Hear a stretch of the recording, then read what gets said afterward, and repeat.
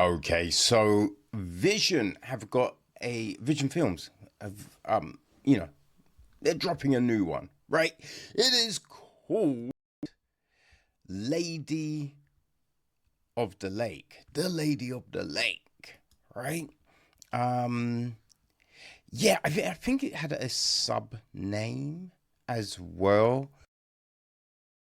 The Lady of the Lake, the Legend of Lake Ronkonkoma. Right? Yeah, I butchered the name. Apologies. But yeah, this film is dropping on the 27th of August on VODs. It is written and directed by Maria Capp. The film is produced by Maria Capp along with Donna Drake, Jay Kalitz, and Gail Waxenberg. It is associate produced by Leif Esterson, Rick Eberl, and Ashley Lauren Elrod, with consultancy from Danny Brown. Darren Morse took care of the music. Ellie Schneider is on cinematography. Liz Lewis and Angela Mikey were down with the casting. Hair and makeup, all of that jazz. We got Frankie Bibelio and Camille M. Harris. Our cast. Okay, so Jamie Schultz is played by Nia Sioux. Her dad, Adam, is played by Seth Gilliam. Her mum, Mia, is played by Sera-Lys MacArthur.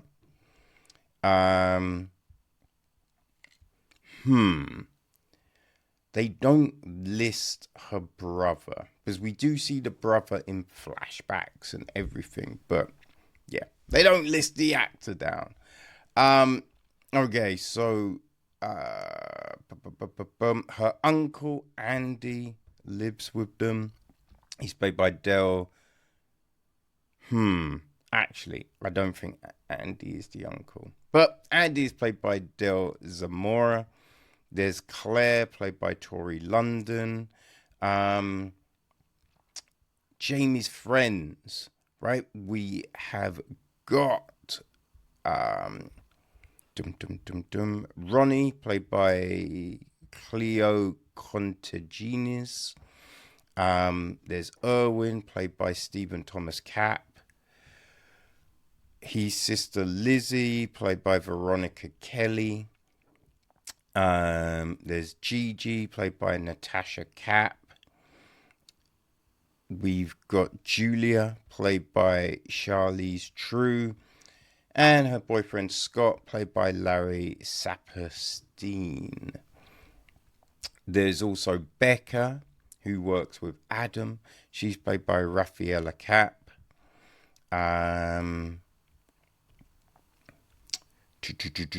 Yeah, Andy works with Becca and Adam. Right. Oh, there's Rocky, played by Emery Kelly. And Grace, played by Julie Dove. Okay, so Donna Drake is also in the film. Right? Okay, we got the reporter we see at the beginning, played by Ashley Lauren Elrod. Yeah, that is the main lot of people, I would say. Now, the gist of the film. All right, the Legend of Ronkonkoma follows Jamie, a fresh high school graduate who wishes to enjoy her last summer home and her 18th birthday at a lake with her friends, overshadowed by the 1-year anniversary of her brother's drowning, her mother's mental health issues, and unexplained supernatural occurrences that haunt the once happy Schultz family. Jamie certainly will not get the summer she was hoping or expecting. So yeah, that's the gist of the film. Now, it is set up as a horror, right? It's set up as a horror thriller kind of thing, and all crouched around this legend, right? That's the big thing here. It's all kind of around this legend, which is like, okay, all right, let's see. Now, with something like this, I mean, just with any film, no one is looking to make a bad film. You know what I mean? Everyone's trying to pour their heart and soul into it, right? When you look into this one, Maria, this was filmed in her hometown. I think even using the house she grew up in, using a lot of the local community in parts in front and behind the camera. You know what I mean? So look, you're trying to do something good. You're trying to help the community, people get into film, just all of this jazz. And that's commendable. That's commendable, I think the problem here, though, for me, we've got acting and script. Now, I think with the acting,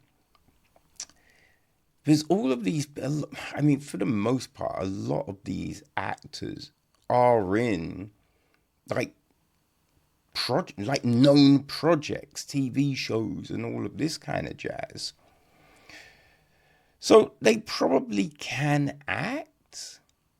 Like, I think it's partly the direction they're given. You know what I mean? Because a lot of time there is no chemistry. Like, and at the beginning, right, we got Becca and Andy going to get Adam. He's in the bar. He's all, we don't really know why at this point, but yeah, he's not happy. And they're trying to get him to leave. Right? They want him, and again, we don't know this at this point, but they want him to go to the school, right? So we can see Jamie graduate. And they're all frustrated, but the frustration is shown like, oh, and it's too much, right? It's funny. We spoke about this with Ian Bauer recently when talking about his new film, The Best, and it's about showing emotion, but not overacting it and making it look fake. And that was an issue in these opening scenes and throughout the film. There's a bit where oh God, who was it again? It was I think Rocky. Yeah, Rocky is talking to Ronnie about going into the convenience store where Gigi works. And Ronnie's just like, if you're not going to go in, I'll go in. And Ronnie's like, you go in the store? What are you thinking? And it's just like, oi, that's rough. Right? It was like, and there's sarcasm, right? Maybe they were trying to go for sarcasm with this scene, but that's not it, right? The delivery isn't sarcastic. You know what I mean? So we're just not hitting these emotional, points throughout the film. And that's a problem, right? Just, I mean, we got this bit with Jamie and Irwin. Jamie and Irwin. And this again at the start. And he's just like, I can't believe you're leaving me. She's just like, yes, I'm leaving you. I'm leaving my family. I'm leaving our friends. Yeah, it kind of makes it seem that they're in a relationship and they're not, right? And then when they're outside the house, she takes flowers from him, and they're just standing, like, this weird distance apart. The body language is just all weird. And then he takes the flowers back and you're just like, what is this? Right? What's this relationship?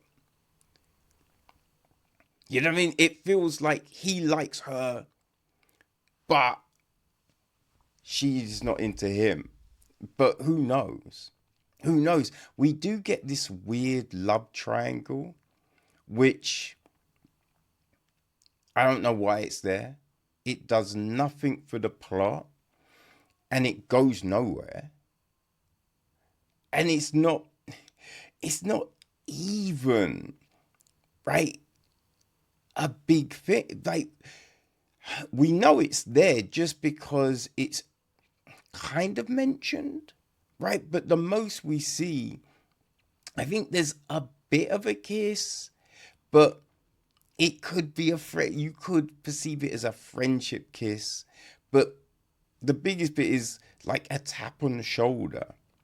And the weird thing about this is, like, we see this, but then this other character is supposedly seeing it, but from where these two people are, where this other person is, and the window they would be looking through, they wouldn't be able to see it. So all they know is these two people are outside supposedly talking. But then it's just, then we get this person saw you two, and it's just like, wait, they wouldn't have seen anything. What the fuck? They would not have seen anything from where they are.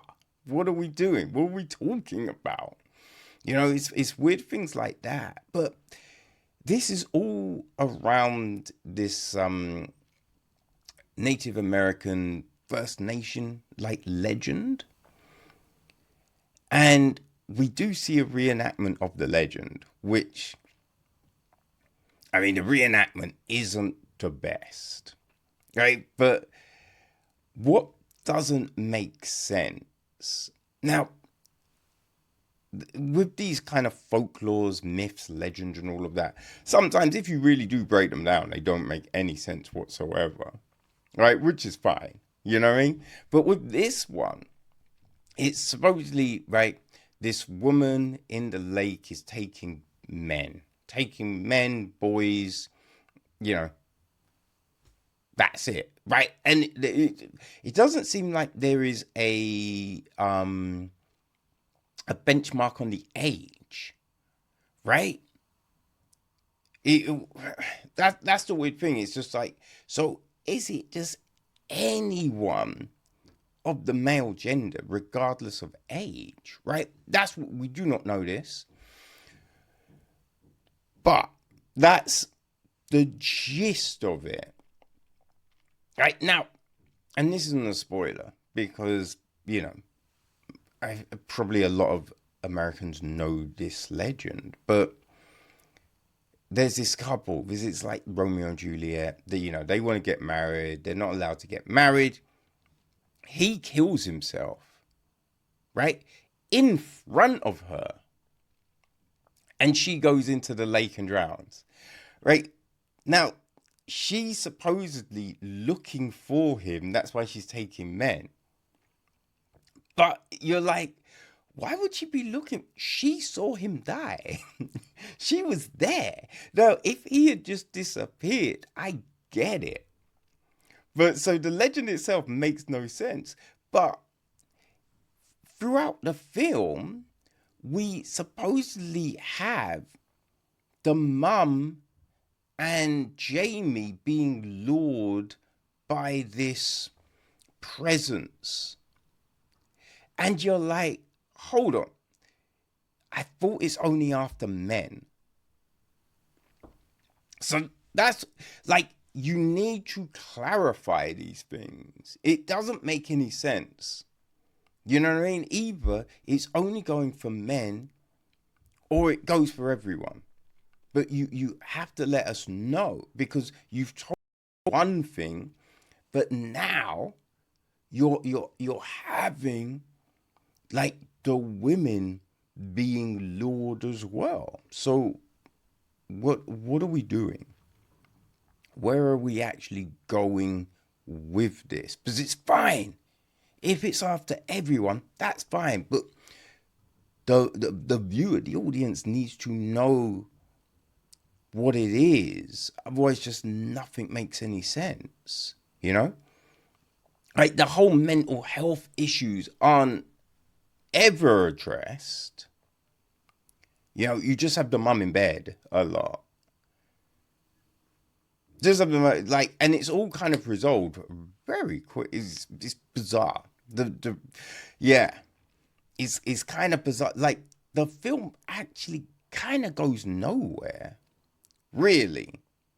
Like, with this whole, the story. Like, when you actually get to the end, you are like, wait. So, what was this? What was the point? Where did we go? You know? Now, obviously things do happen, but in connection to the main supposed storyline, we don't really get anything. You know, so it is a bizarre one. Is a bizarre one.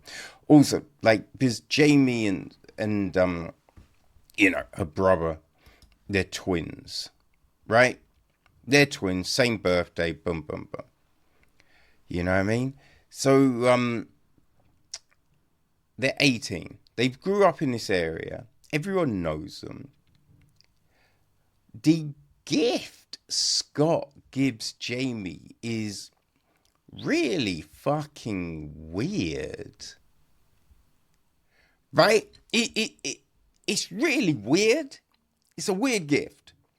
And if there's there might be this inside joke or something, which then once you get it, everyone will be like, yeah. No, I know, right? Or something. But it's not. So I think you're watching, and it is kind of bizarre. I don't know what the fuck that was. I don't know what they're doing. Yeah, it's very weird. But I don't know, man, with this one.